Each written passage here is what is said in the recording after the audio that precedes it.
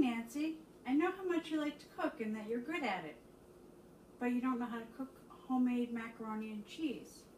If you listen closely and watch me during this lesson, you will learn how to make a batch for yourself. If you listen closely and watch me closely as well, you're going to learn how to make one. You're going to then be rewarded with a delicious macaroni and cheese at the end of the lesson. How are you going to listen during the lesson? Very closely. Good. And should you be watching my demonstration throughout? Yes. Good job. What is the first thing one should do when cooking? You always have to read the recipe all the way through. Good job remembering. What is the next step to be sure that you can cook your recipe? Make sure you have all of the ingredients. That's right. And what do you do with those ingredients before you start cooking? I like to measure them out. Sometimes I also make a note card, and Sure. I'll list all the ingredients and how long I should be cooking each of them. That sounds great. And what is the final step when you're cooking a recipe using the oven? Oh, you have to make sure that you preheat it properly. Right, and we're actually going to preheat it today at 400 degrees. Looks like it's already on. Oh, okay, great. Excellent, good job. So, now that we reviewed some simple facts, I'm going to teach you how to cook a great macaroni and cheese using a simplified method to remember the multiple steps involved. Awesome. First, we place the pre-measured ingredients in the order they are added to the sauce. Second, we make a small note card reference of ordered ingredients. I think it's made up right over here for us. Okay, good. Next, we set the timer. We add the ingredients in the order as they're lined up. Fourth, or next, we remove the sauce from we set the timer and we add the ingredients, Then we're going to, after we're done cooking, we're going to take the sauce from the stove and combine it with the pre-cooked macaroni in a pre-greased oven dish. After we stir it up, we're going to sprinkle breadcrumbs on top and place the cookware dish into the oven for 25 minutes until bubbling. I will repeat the steps one more time as I demonstrate. Read the recipe.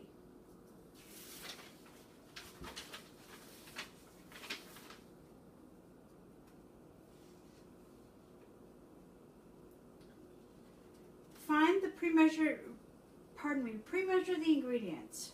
Write up on a note card the ingredients and the order that they are to be cooked in, and put the note card in a place where you can see it visually.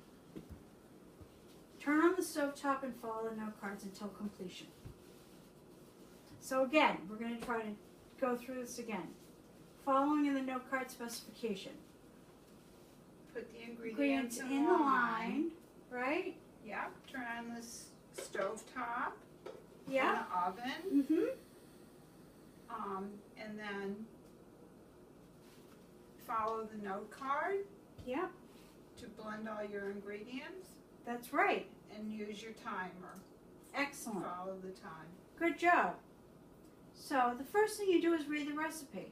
Is that right? Yes. And the first step is to write out the order and time of cooking each of the ingredients onto a note card, right? Yes.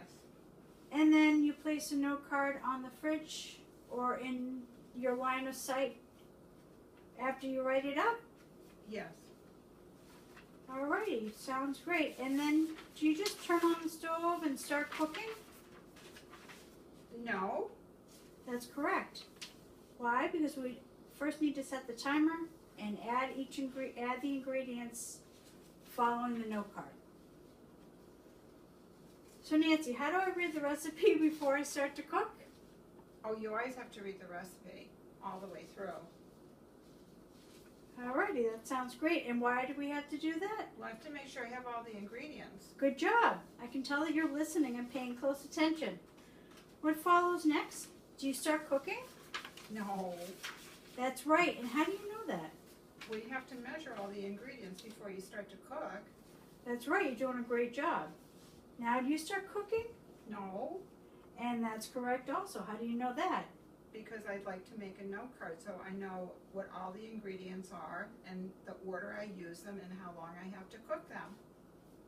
That's right. And then you place the pre-measured ingredients into a line that follows the note card sequence. Is that right? Like we have here. We have 1/4 cup of flour, 5 cups of milk, and 2 cups of cheese.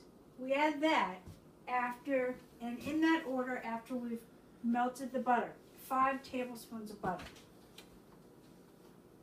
Sounds good. Sounds great. And you remember to put your note card back on in your clear line of sight, right? Right, I usually put it on the stove or on the refrigerator. All right. So we're going to remember to read through the recipe. Pre-measure the ingredients. List the ingredients and time onto a note card. Writing up a little short note card for a reference. We're going to turn on the timer and the stovetop and then start to add the ingredients. Can you say these steps on your own? I think so. First I'm going to read the recipe. Then I'm going to make sure I have all the ingredients. Yes. Then I like to write a little note card and put it where I can see it. Mm-hmm. Then I put on the timer and the oven and the stovetop and start with the first ingredient. Then I refer back to the note card as I'm blending the ingredients together and follow the cooking times. After all the ingredients have been cooked on the stove top, I'm going to combine them with the macaroni, Yeah. put them in the greased casserole dish, Mhm. and then top it with the breadcrumbs. Excellent. What's the last thing we're going to put it in the oven, right, for 25 minutes? You have to put it in the oven for 25 minutes, Okay, so approximately. excellent. Okay. So now it's your turn. I'm going to see, I know that you're going to be able to walk through the steps with me. What do you do first? First thing I'm going to do is read the recipe. And why is that? Because if you read the recipe, you're going to make sure that you have all the ingredients that you need. Excellent job.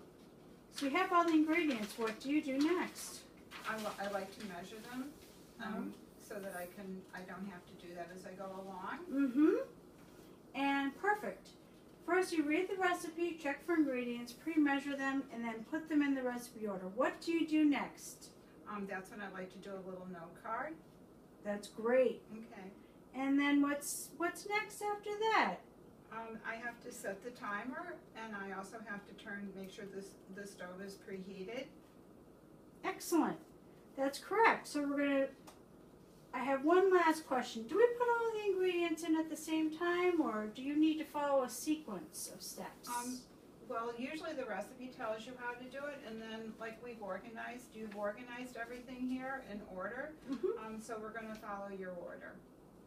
Okay, so we're going to follow the ingredients and cook them according to the note card, right? Yes. Excellent. You did a great job listening and paying close attention. You must be looking forward to your macaroni and cheese. Yes, because I love it. Excellent. Okay. So let's start making it together. Okay. This is how we're going to do it. We're going to, we have our 5 tablespoons of butter, all melted right here on the stovetop. Okay. The next thing that we do, The flour. we're going to add the flour. Okay. A 1/4 cup of flour. It's a 1/4 cup of flour, as we mentioned earlier, and you stir it in slowly as the butter and the flour blend together, making it smooth. And you have to keep stirring for 3 minutes. Okay. So we're going to do that. Okay. Then we'll cook it for 3 minutes. After that, we're going to add the milk. Okay, that's all your milk, I think. Yeah. What was it, 5 cups? 5 cups of milk. We stir that in. gonna make it a little bit, turn up the flame a little bit, just checking to make sure that it seems to be making nice consistency. Okay, good. And then the last thing that we do is we add the 2 cups of cheddar cheese. And if Okay, you'd do you like have to add them, that for a while? you cook that. Thank you for reminding me. 7 minutes, and you can follow along on your note card Oh, okay. as we have up here, and then you add the cheese. Okay. And then how long do we have to cook the cheese? The cheese cooks for 5 minutes, Okay. and after it's all stirred and cooked for that time, we're going to end up with a mixture that's going to look Oh, okay. similar to this kind of a consistency. Okay. So next thing we do is we're going to take the mixture. We're going to add the macaroni to the mixture. You want to stir it up as I'm